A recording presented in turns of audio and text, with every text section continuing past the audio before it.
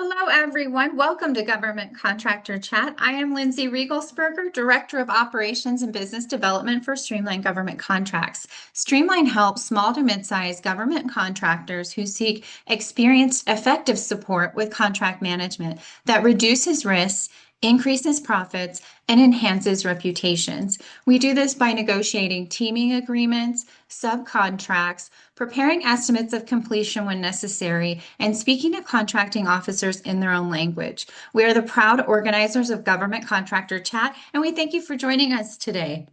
All right, everyone, it's time for our guest speaker. Let's welcome GovCon SME Shirley Collier.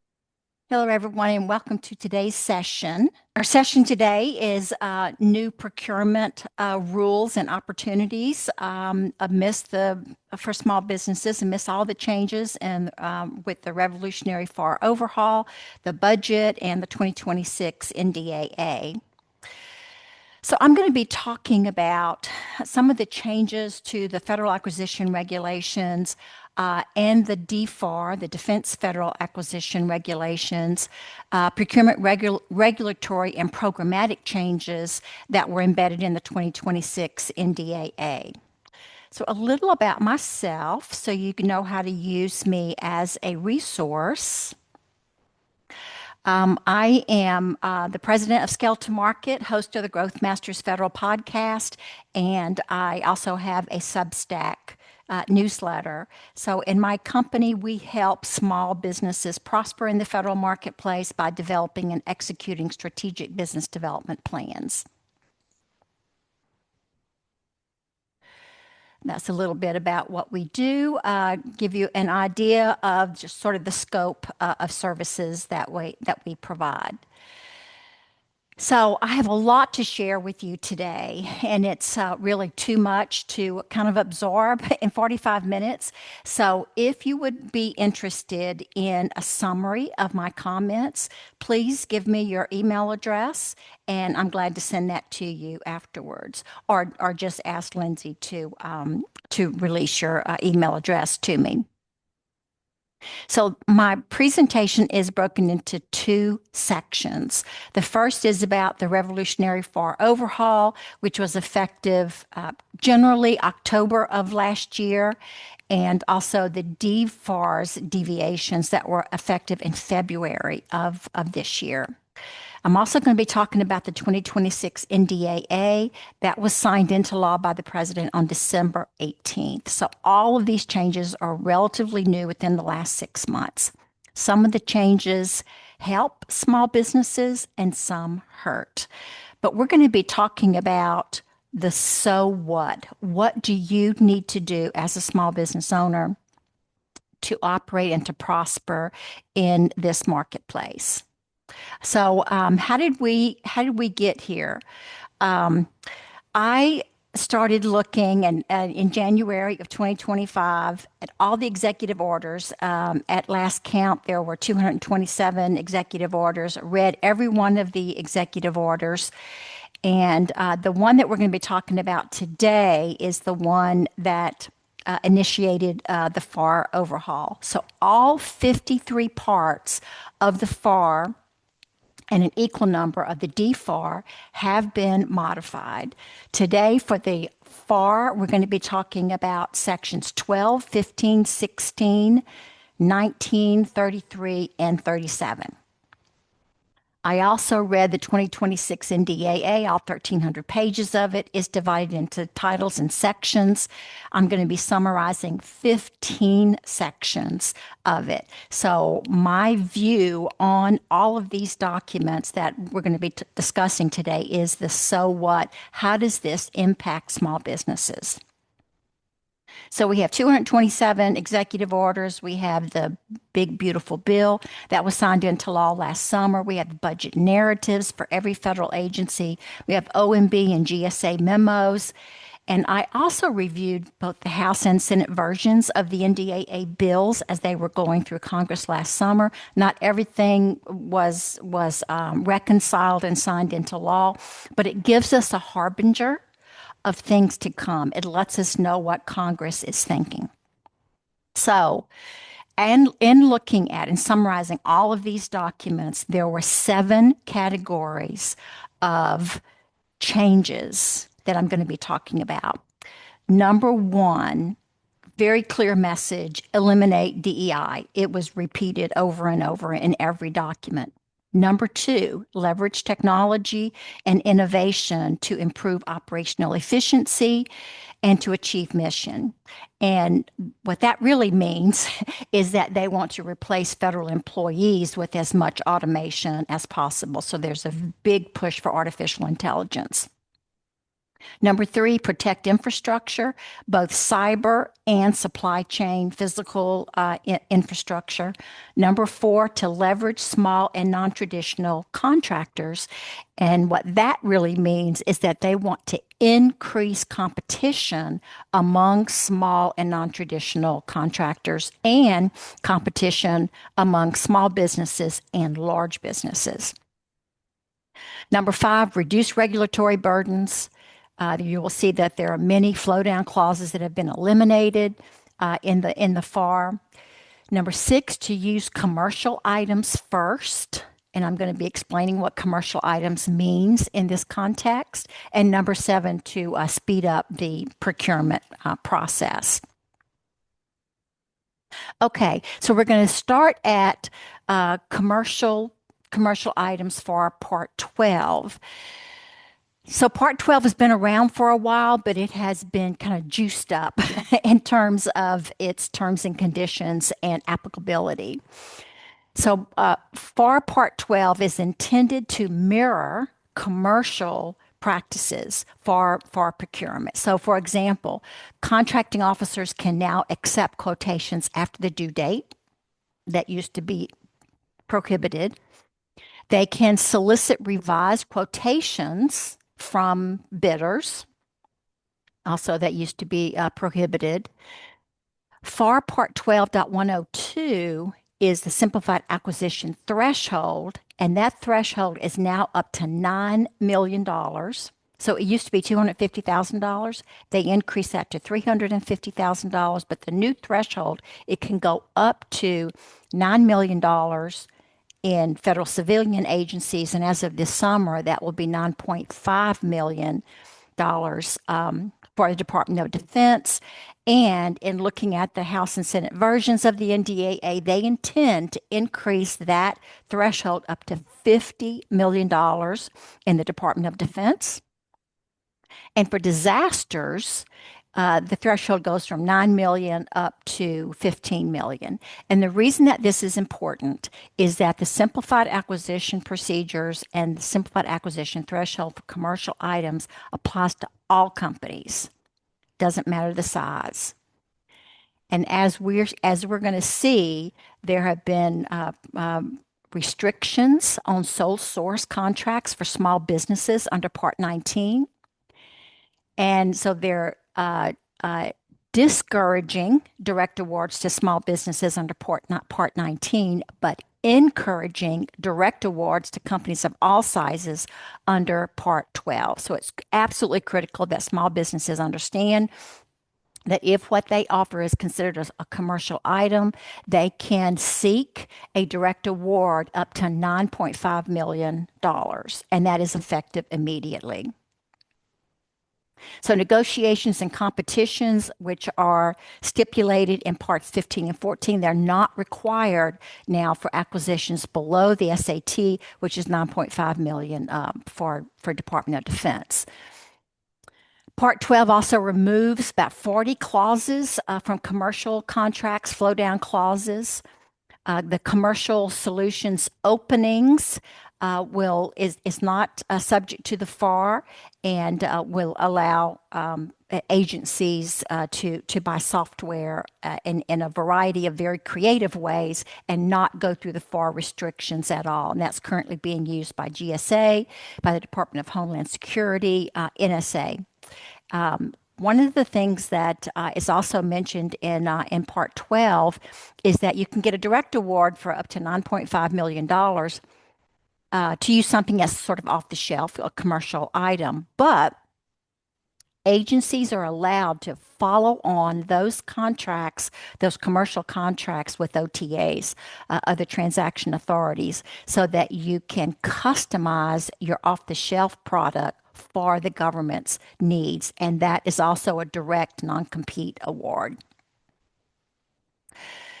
Part 12.109 indicates that cost accounting standards are not required for contracts under 25 million. In the Department of Defense is 35 million. So that is a significant help and improvement for small businesses. There are about 20 agencies right now that are implementing Part 12. Debriefs are also now optional, and that's not so good for small businesses, because that's one of the ways that small businesses learn why they did not win an award is through debriefs. So now those debriefs are optional. However, the contracting officers are encouraged to provide brief explanations in the award notice. So if you get a notice that you did not win, they're supposed to give you more explanation as to why. Executive compensation for prime and first year subcontracts are no longer required either for commercial acquisitions.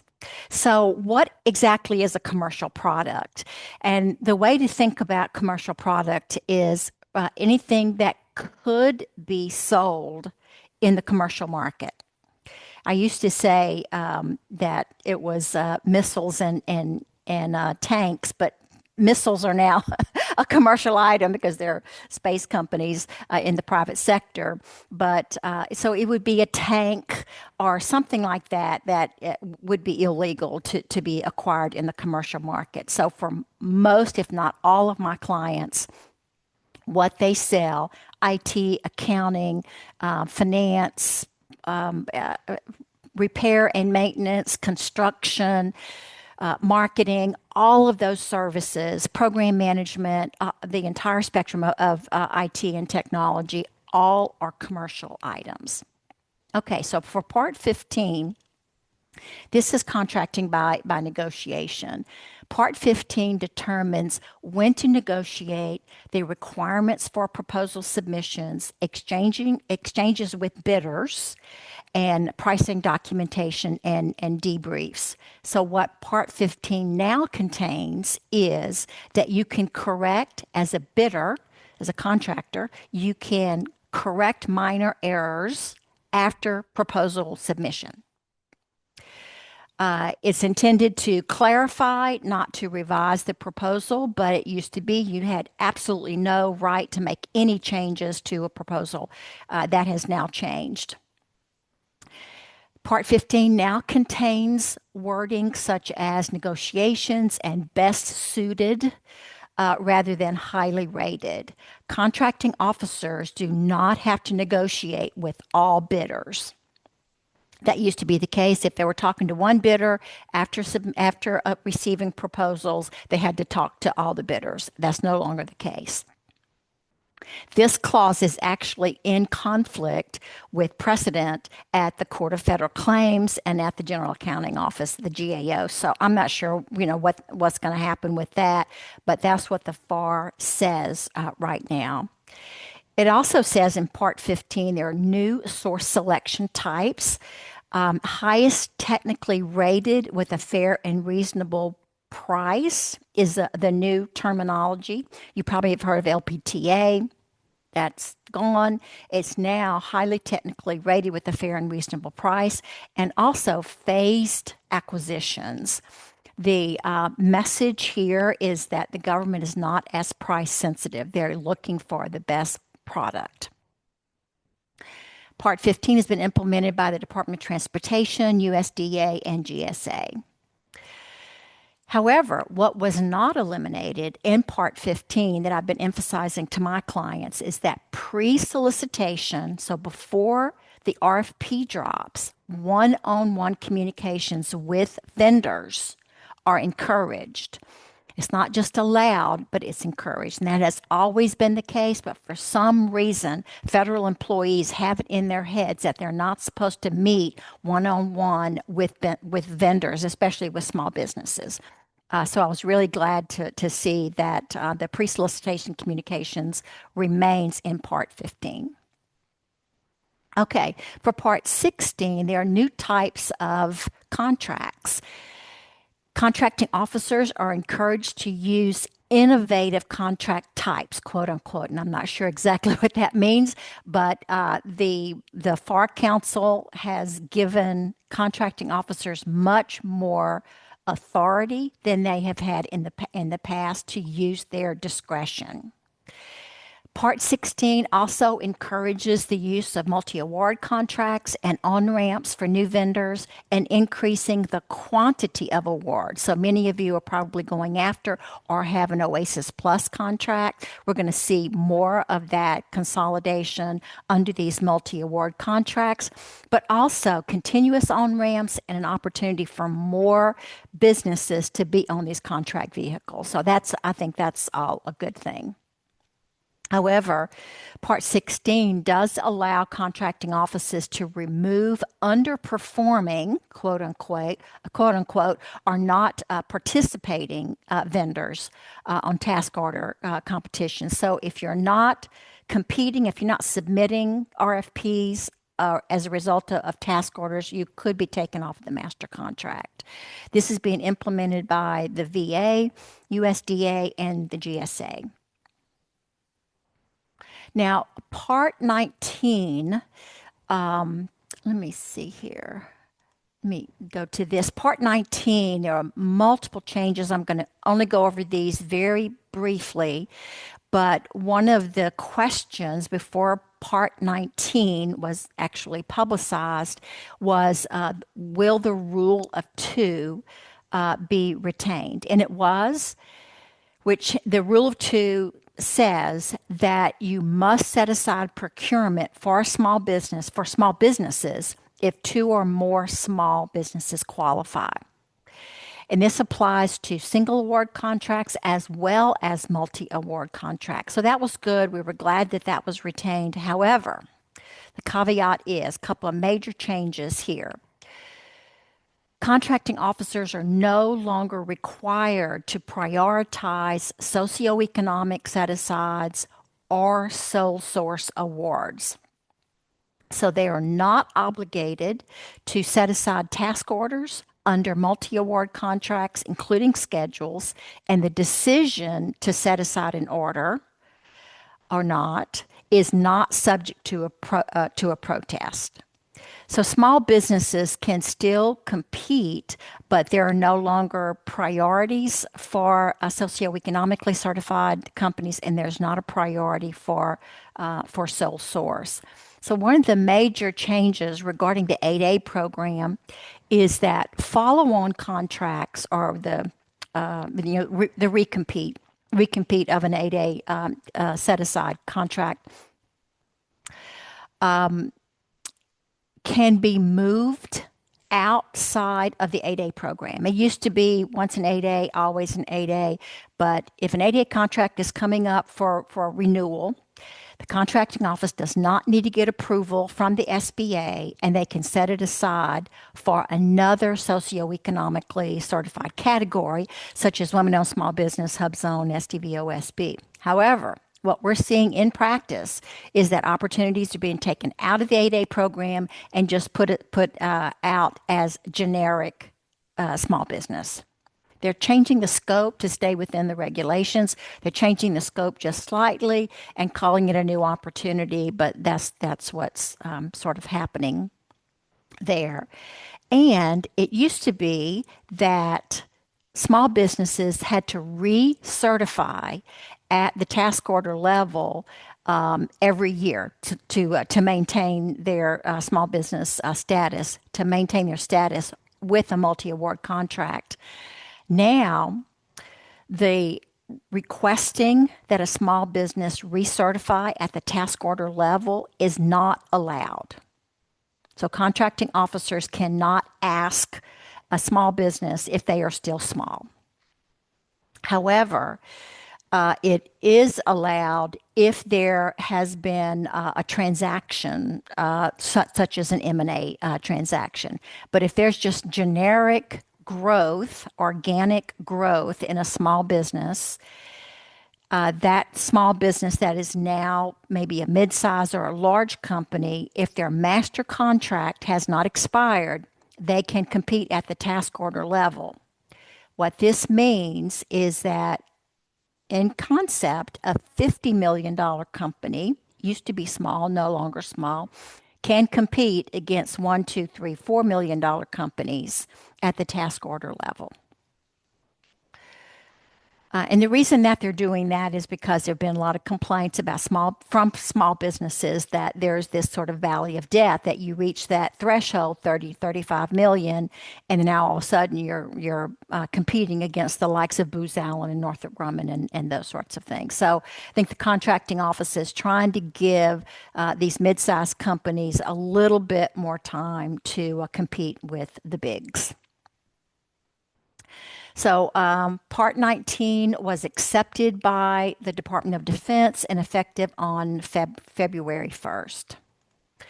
The next FAR is Part 33, which deals with protest. So frivolous protests by incumbents used to delay transition are discouraged.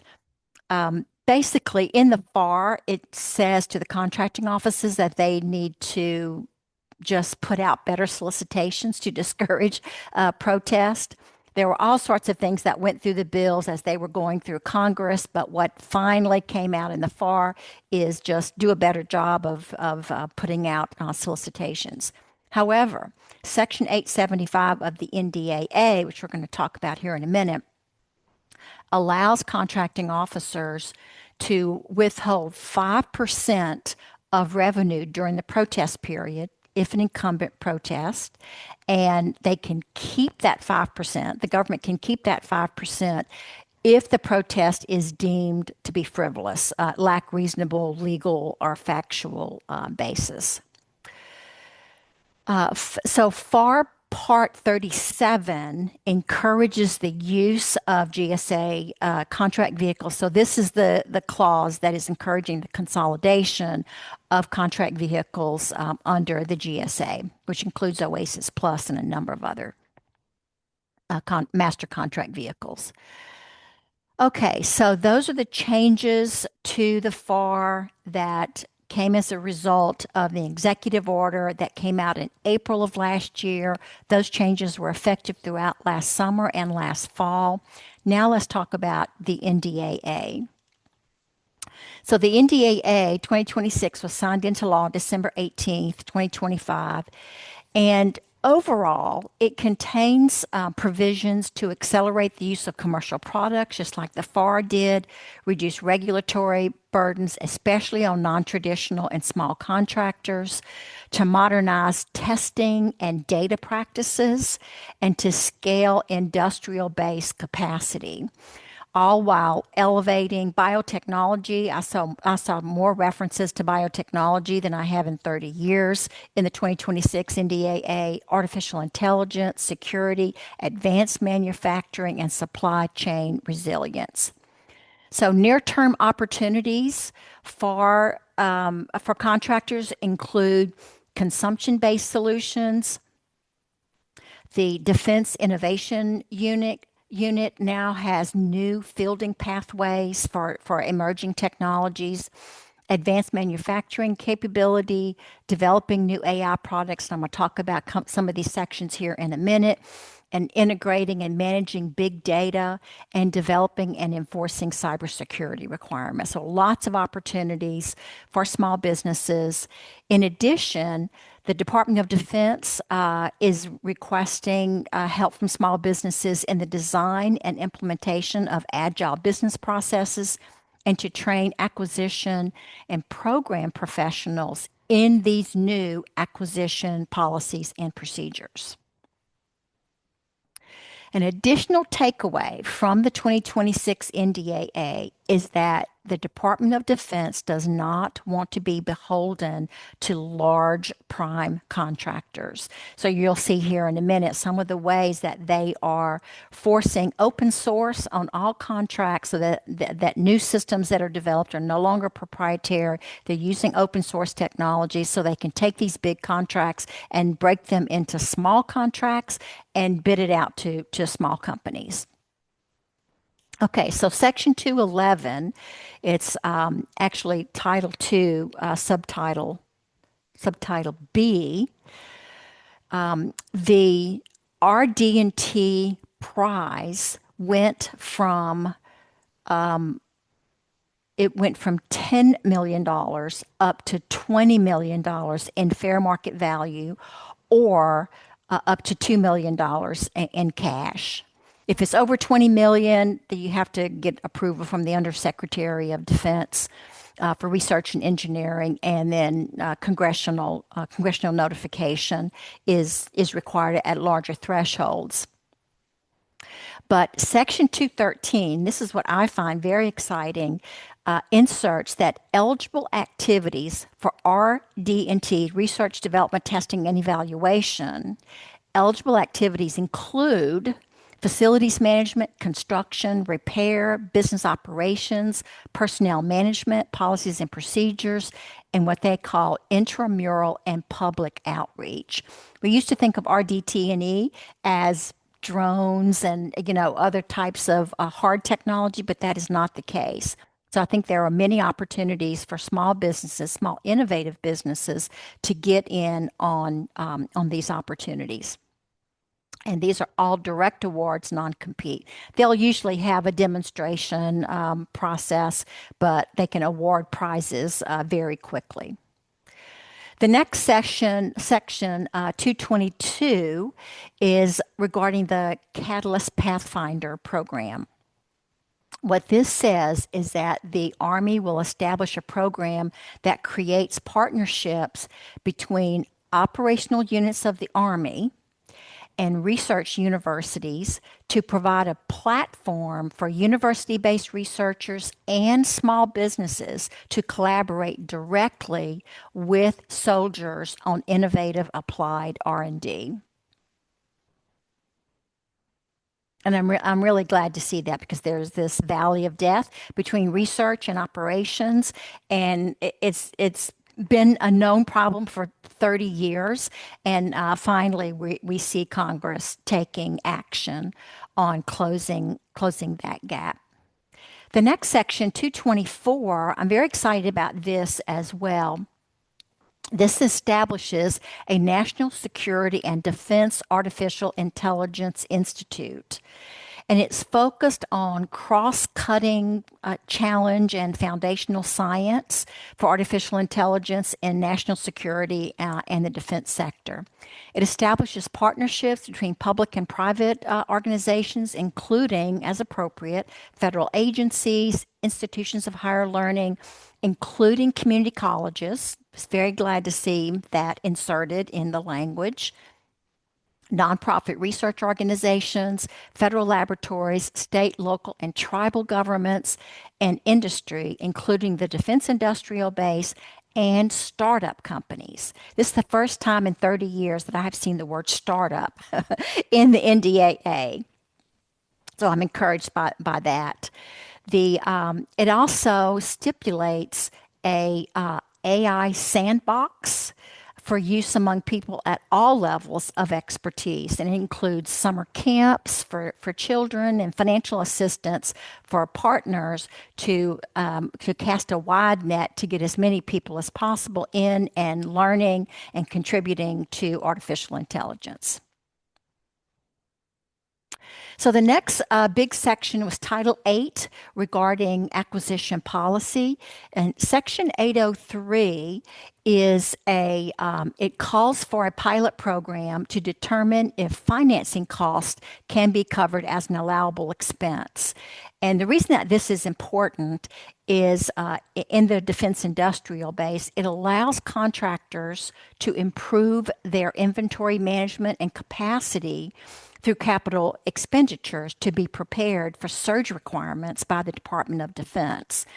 So at this point, interest expense is not allowable, but they're looking at that to allow, especially for small businesses that have innovative technologies, to allow them to prepare their organizations, inventory, and so forth, so they can respond very quickly to the Department of Defense.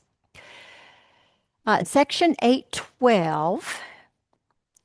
Go to this next section here. Section 812 is very interesting. So it strikes out the wording that used to be in the NDAA regarding lowest overall cost alternative, and inserts best value. So this is consistent with the government wanting to be not so much price sensitive, but to really find the best, most innovative products. It allows money to be used for risk reduction and process improvements. It emphasizes price competition over two or more competing bids, and it uses capability-based analysis for the price of goods and services offered by non-traditional defense contracts. So whereas the wording used to be capacity, they struck that out and inserted the word capability. So my analysis of that is that they're not just looking for large companies that have the capacity to execute. They're looking for small companies that have capability. The government, Department of Defense, large contractors know how to scale. What they're missing is the innovation. The other thing that this gives us, I think it's this section also, that allows past performance. Oh no, that's the next section. This is in section 824. Before we get to that, section 813 is a modification of the award amount for programs to accelerate the fielding of innovative technology. So it used to say that there was a maximum of $10 million that can be used to field test an innovation. Now it says a minimum of $10 million has to be invested by the Department of Defense in fielding new technology. So I'm very glad to see that, because that has been a barrier to really getting some of these innovative technologies tested. So the next section here, section 824, allows the government to consider alternatives to past performance. It used to be government past performance. If you didn't have a past performance, you wouldn't be able to get in. Sort of a catch-22. How do you get innovative, non-traditional defense contractors in when they don't have the past performance? Now, this section, new wording, says that the government can consider commercial past performance, but it will also allow the government to substitute demonstrations and pilots for past performance. So I had one of my clients say, I really would love to get into the space program, but how can I get past performance in space? When I don't have past performance in space. I need to work for the Space Force in order to get it. So this wording now allows them to use demonstrations and pilots as past performance. Section 825 of the Defense is regarding the Defense Acquisition University. So under the Director of the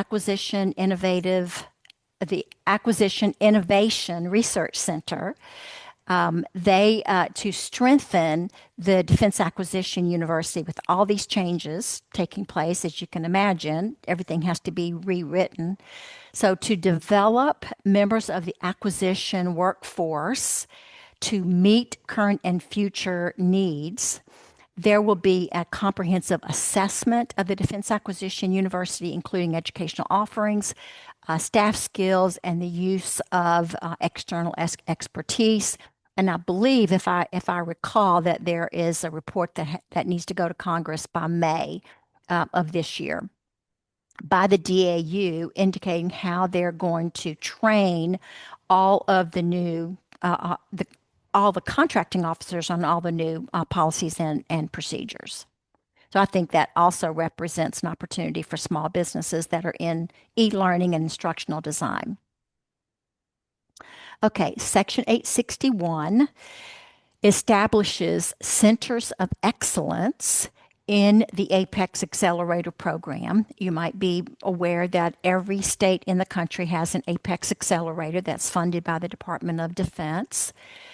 And the centers of excellence will be used to foster innovation for the defense industrial base, especially for small businesses. That's the whole purpose of the Apex accelerators, and to diversify and expand the defense industrial base again for innovation. It also gives the authority to waive the government cost share restriction. So it used to be that small businesses in the states and other entities had to share in the cost of the program.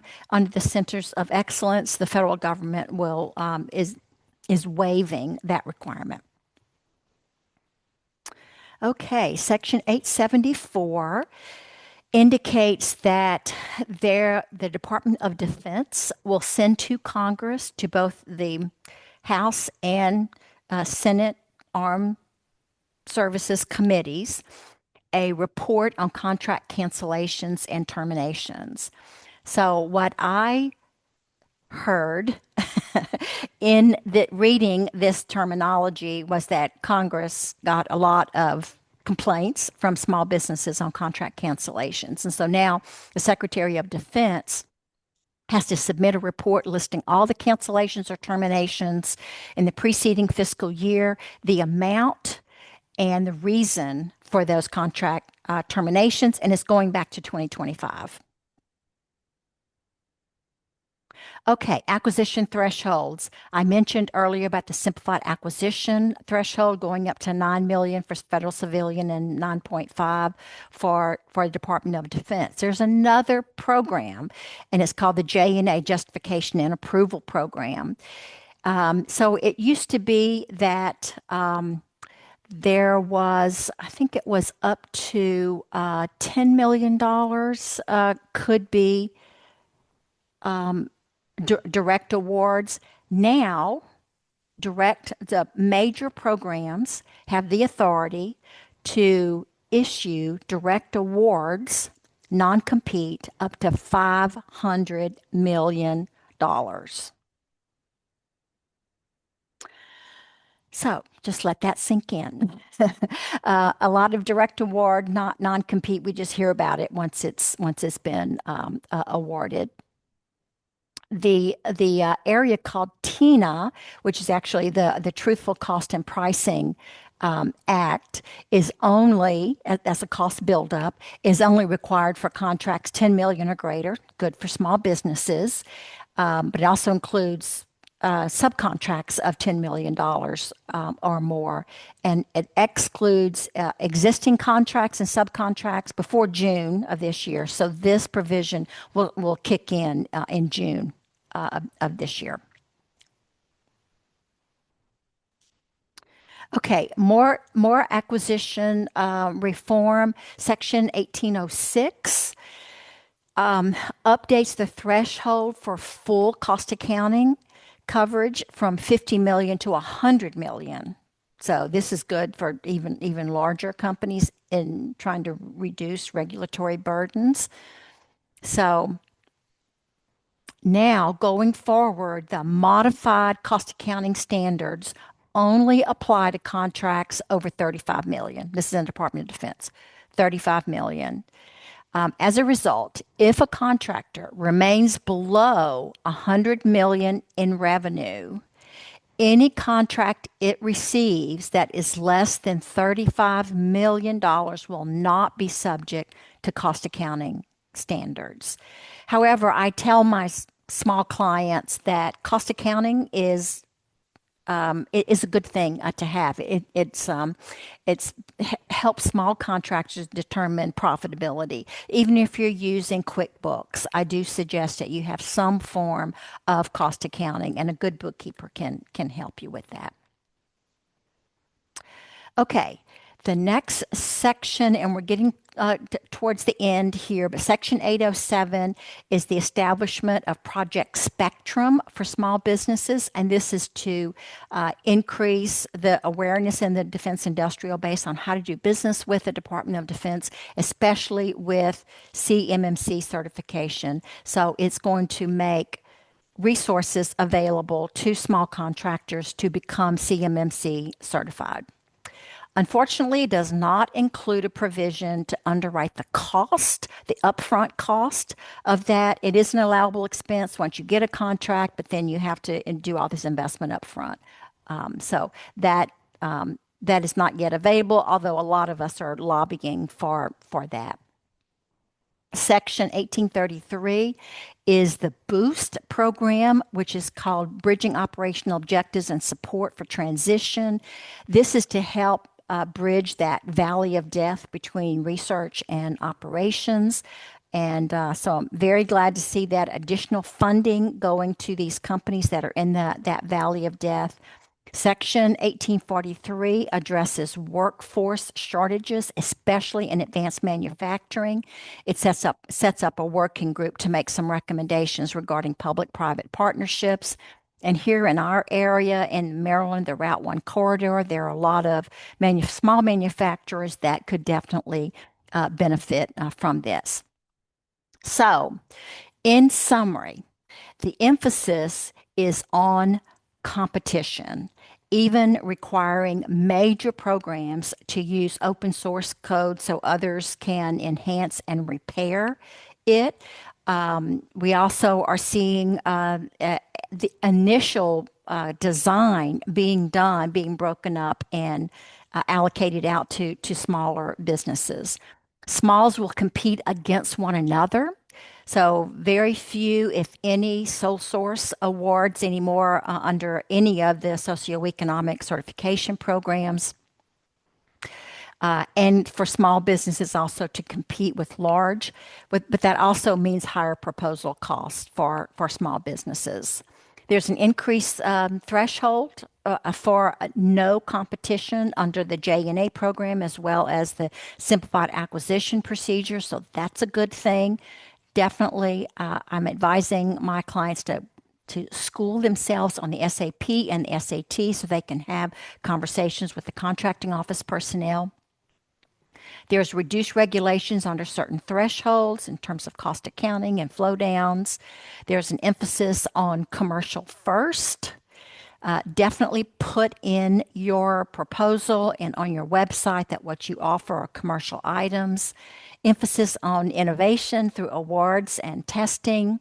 Emphasis on artificial intelligence, biotechnology, advanced manufacturing, cyber, including workforce development opportunities, and an emphasis on retraining the acquisition workforce. So my advice to small government contractors is to revise your products, your services, and your strategies to respond to this new marketplace. Lead with innovation and commercial items. Become CMMC compliant. It's required now in the Department of Defense and soon will be for all agencies, all federal agencies. Lead your teaming partnerships. Groups of smalls can be highly effective against large companies, and understand the new contracting process levers and programs both inside and outside of the SBA and some of their programs. That's my formal presentation. Thank you, Shirley. That was an excellent presentation. We truly appreciate you taking the time out of your schedule and share your expertise and insights with us. We can't thank you enough for being a multiple times guest speaker on Government Contractor Chat. Now let's take a look at what's coming up next. Our Government Contractor Chat complimentary Zoom webinar series takes place the third Wednesday of each month, excluding holidays, from 12 p.m. to 1 p.m. Eastern Time. Wednesday, May 20th, we will have Tony Warwick, partner at Capital Edge Consulting, presenting NDAA trends amidst a regulatory overhaul. To register for this webinar, you can scan the QR code on the screen now. Thank you for your time today. We hope to see you in May.